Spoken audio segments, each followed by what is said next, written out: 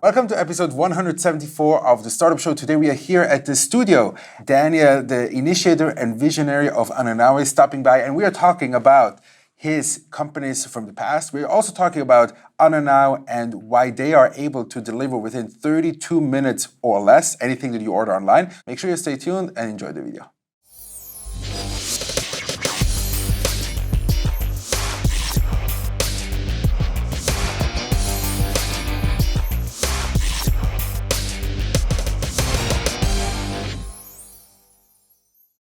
Welcome to episode 174 of the Startup Show. Today I'm very excited to meet with the initiator and visionary of Annanow. Daniel, welcome to the studio. I'm very excited that you stopped by here. Take it away and tell everybody who you are. I'm a serial entrepreneur, born in Switzerland, learned electronics and studied later on economics and other stuff. I ran my first company with a 20 year. I learned a lot, but I was not that secure at that moment that I could really do the jump in to start it. And I applied also for a job next to, but this was one of my biggest failures. But later on, I did also import from goods, like I did other platforms, comparison of insurances and other stuff. I run the food delivery company 15 years ago already, but I learned also to build a company, you need to have a good idea, a great team, you need to be at the right time, and with the right team, you can build a good company. Mm-hmm. And you need for sure a good sales team. My last company was Mume. I was also the initiator, but then I learned it is hard to sell fintech. I need to find a way to sell fintech on an easy way, and that was the reason for Annanow. Not many people, specifically in Switzerland, talk so openly about like failure like you do. Maybe you can elaborate quickly like how you deal with it like that. I'm very curious about. Yeah, every morning when I wake up, I first organize myself and I ask myself what failures I did yesterday. Every day I do a lot of failures, but if I be honest to myself and I learn with failures, then I really can learn and I can do it better in future. And this I learned the most. And this is part of my success story. Mm-hmm. If I'm honest to myself and if I learn from failures, then I can go in a good future. Mm-hmm. Is there anything that you specifically remember from, let's say, previous failures? You would say, like, this is... I did a lot of funny failures, yeah. It can be from yesterday. Yeah. The most failures you can do with the team. The team needs to have a good culture, the team needs to be focused, and the team needs to go in the same direction. You need to work together, they need to have the same understanding. This is something you need to sit together, to talk together, and you need to do the things and the steps. So the most important things is I did the most of the failures I did with the team. Mm-hmm. And sometimes, I lost all my money. One company I sold, and then I lost with another one all my money again. Why? Because I never asked the customer. So another failure you can do is if you do not ask the customer if he likes the product or not, then you will fail for sure. Mm. Because I asked it only myself, I liked it the most, but I was my only customer, so nobody else bought it that time, and I lost all my money again because I tried to do 100% thing in my opinion, but this was a big failure. I was young. We recently had lunch together, and one of the things that stuck with me was when you said that, like, to build big things, you need a lot of capital. If you remember that, I hope I said exactly like what you said. But what I'm curious to know is, like, many times when startups come to me and they're in the very initial stages of maybe still ideation and have an idea, I tell them that usually finding money is less of the issue. The question is, do you really need the money? And so here my question to you is, when does a startup kind of like know now with your experience of like having all these different types of startups, when is the right moment to understand like now is the moment to raise money? After a few startups I understand first you need to put your own money into the game. If you are not willing to put your own money into the game, it never will be a success story because you will not believe 100% in what you are doing. So then you have friends and family or seeders or helpers or people, they help you to finance a little the company because you need money to grow. It depends on what you are doing. Mm-hmm. As we sold wallets, so we made the carton wallets of Migros, we could finance all by ourselves, and we immediately from the first months we had revenues. This is great, but not all the business are like that. If you need to build a software, for example, First, you need to build the software, then you need to ask the customer. Then you need to build the software, then you need to adjust the software, then you do a proof of concept, and then you grow as you go. But all that needs capital. So it depends on what you are doing. But if you get to the right moment, when you understand now how to get more customers, reach more customers, how to improve your company, and you reach somehow a critical masses, then it's the money where you need the big business. Because there is a green field, and as we have with Annanow today, some customers comes by themselves. So we need to see how we organize money to have more people. They can get all these customers in the right moment when they are knocking on the door. If you have too little employees, then they need to wait. So this is not a good situation. Yes. So for this we search the money. Let's get into Annanow. We are connecting products with people. Yeah. This we are doing by 3 ways. The entry business is delivery, because everybody understands. If I tell you we do delivery, you see in your inner eye a package moving from A to B. If I would ask you, Cedric, I come this evening for an insurance, you will say no. I will say open a new bank account with us because we are a fancy new startup, and please give me all your money, Cedric. You will say, I'm not sure if I want to do that. Or you want? No. So if you go to a shop and we ask the shop, dear shop, we do deliveries from A to B in 32 minutes. They say, great, I like it. How much it costs? And I will say, it is at the same cost than the local post or less. They say, can I try it? And I say, yes, sure. They will ask, are the products insured? I will say, yes. And I sell the insurance without offering it. They will ask for the insurance because they need to have an insurance on the way. And I will tell them we are insuring the products on the way and afterwards. And then they will ask how to pay it. But here you have a wallet where you can see your balance, and they accept the wallet with no any question because they understand it's for the service of delivery. And this is why we are doing delivery, insurance, and payments. Delivery is a low margin business. Insurance is a nice margin business, and with the payments, everybody knows what the big companies are doing. We had lunch together. Yeah. At the beginning of lunch, you call up, you type in, you would like to buy an iPhone, and 32 minutes later, while you're still at lunch, someone is walking in and giving you the phone. That's the guaranteed time. So most of the times, it's usually faster. 32 minutes is an average. So the fastest delivery was within discount in 7 minutes, and with MediMarkt also we had a 14 minutes delivery. We had as faster as you are, as more business you can do. How that works, we have with 100,000 postmen, we have a lot of postmen around. If you compare that with Swiss Post, they have 42,000, and with DHL, there's 62,000 postmen running around. And we are working with a lot of partners. They are doing proficient deliveries. Some goods needs proficient delivery, but for flowers or small things, or to deliver an iPhone, for example, everybody can do that. We are working also with the crowd. Because of that, everywhere is a postman. And if you order something, we are locating the products. We are not delivering out of centralized storages. We are delivering from the nearest point to the customers. So we reduce a lot of CO2 and a lot of mileage, and we are faster because we know where is the product to deliver. Where do you stand, maybe in terms of funding, but also in terms of the development of the actual company? We are now in the moment where the critical masses started. Normally we started always with small customers, and we organized mid-sized customers, and then we went to the big customers. I learned this is the only way. Now what happens? They are coming by themselves.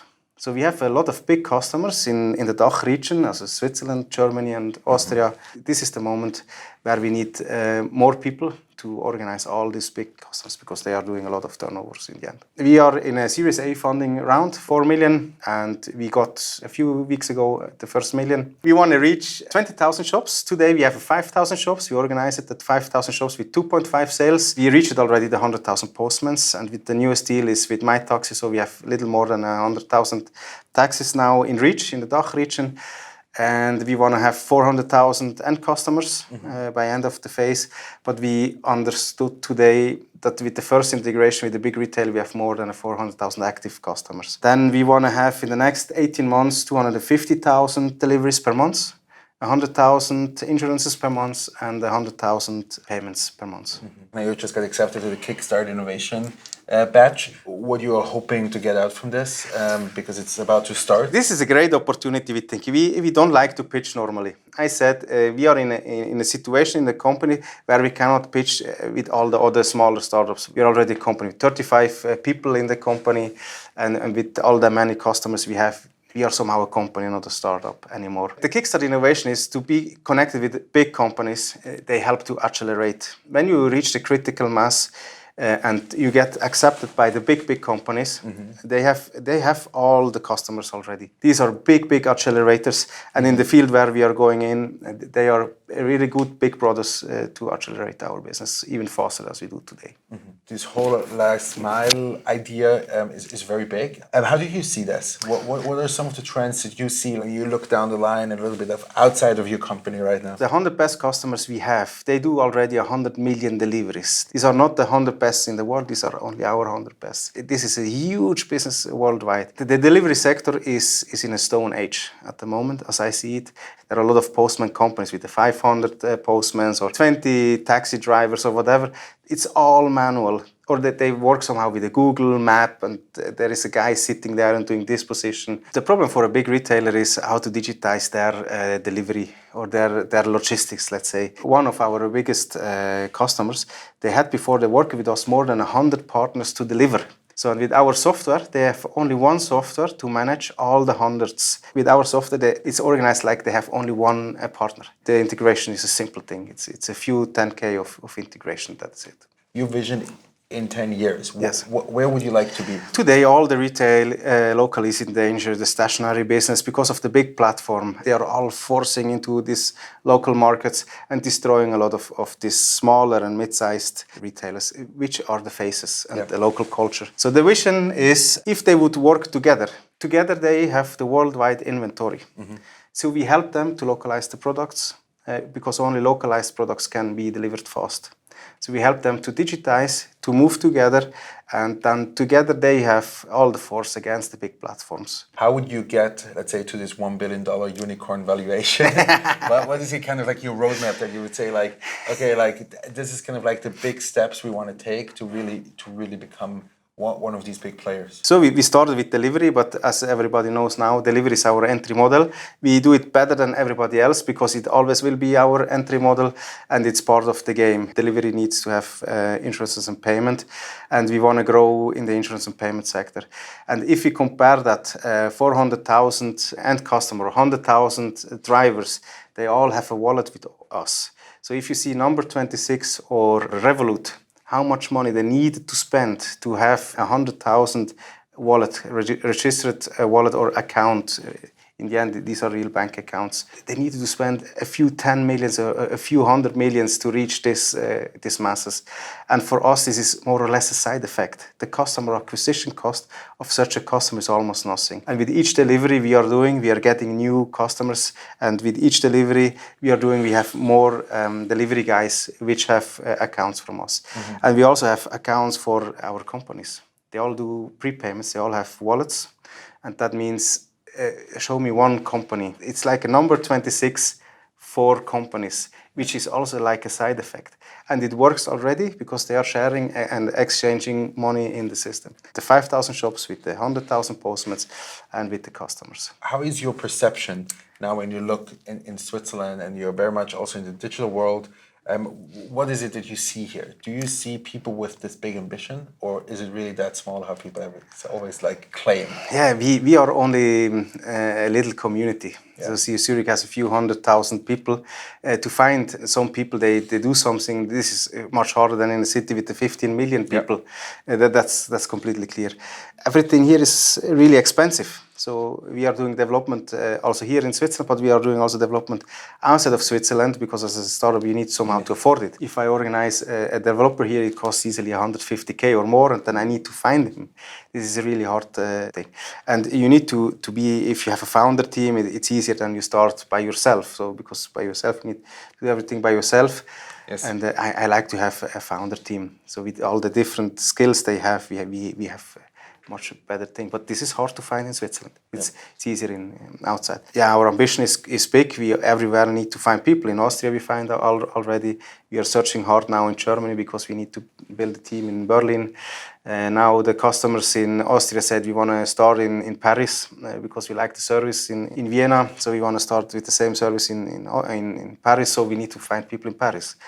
This is hard, but we need to find good people, sustainable people, people they do things by themselves, not employees. We search entrepreneur thinking people in the beginning. Do you also think that, let's say, Switzerland, or maybe specifically Zurich, has something that could be improved?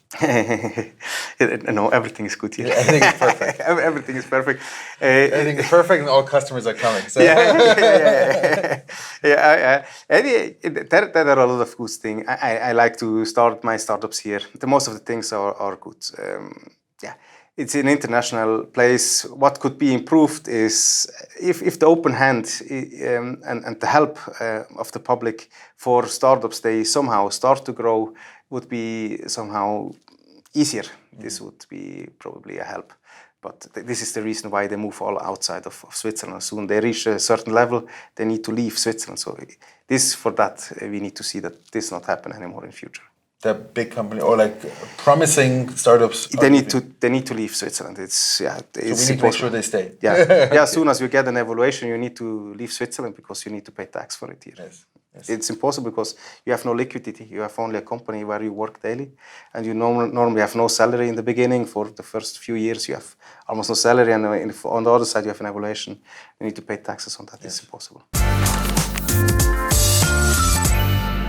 How do you achieve and maintain a balanced life? Yeah, my wife is looking that I'm coming home at 6, see the kids, and then we eat together, do some sport. If it's needed, I work again up till midnight somehow. What is your best selling strategy? Sell whatever it depends on the product. So, for example, deliveries we need to sell in the beginning at the phone, and today as they are coming by themselves, you need other people. They getting all the inbound calls, but sell. What's your biggest regret? Biggest regret is working with the wrong people and being at the wrong time. Starting something which is a great idea, but it's the wrong time, so never start. First thing, it's the right time and with the right people. What would you consider success in life? So I'm in the Maslow pyramid on the top. I do what I like. Yes. I like to build companies. The biggest success is becoming more free time, also to have time with my family. What's important to you in an investor? I will check if it fits the team, if the vibes are good, if he understands what we are doing, and if he can help to grow the business. This would be the best situation. I think this is the best time in life you can have, do something which is coming out of you, having a great time with good people. If you become successful with what you are doing, with what comes out from inside out. So yes, start a company. Yes, start a company. Sure, start a company. I would recommend. If you have an idea, do it. Daniel, thank you so much for being on the show today. I really appreciate your time. Thank you very much, everybody who watched all the way till the end of episode 174. Have a good day. Stay a few more seconds so you see who is up next Monday, and have a good day. Hey guys, make sure to tune in next week and listen to me, Claudia Winkler, CEO and co-founder of Linestep, talking to Cedric about my company, my life, and how I experienced the market. See you on Monday.